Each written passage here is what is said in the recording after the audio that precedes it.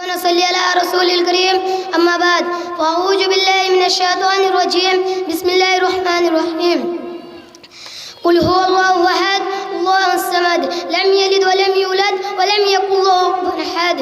मैं आप लोगों के सामने एक छोटी सी तकरीर लेकर खड़ा हूँ जिस तकरीर का नाम है सोने के ईंट। हज़रत ईसा अलैहिस्सलाम अल्लाह के नबी थे।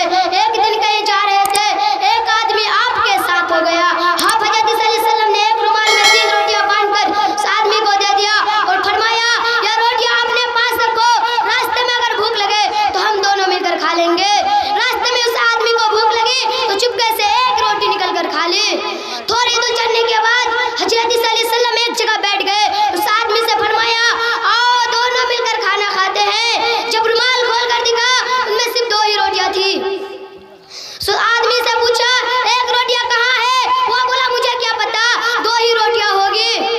दोनों ने एक एक रोटियां खाकर आगे चले। चलते चलते हज़रत ईसा अलैहिस्सलाम एक ऐसी जगह पहुंचे जहाँ सोने के 3 ईंट रखे थे।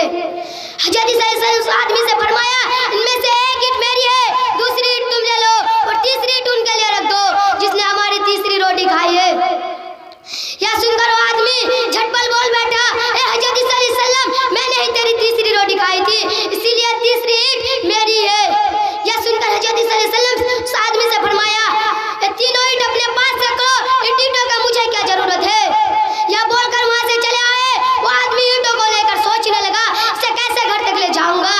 रास्ते में ही किसी तरह से 3 डाकू निकल आ गए। उस आदमी पर जबरदस्त हमला किया और तीनों ईंट ले लिए। लेने के बाद डाकुओं को तो बड़ी जोरों से भूख लगी थी, तो एक डाकू को भेजा बाजार खाना लाने भेजा। डाकू ने खाने में जहर मिला दिया और सोचने लगा, वो दोनों अगर खाना खाए वो दोनों मर जाएंगे, तो ईंटों के मालिक हम बन जाएंगे।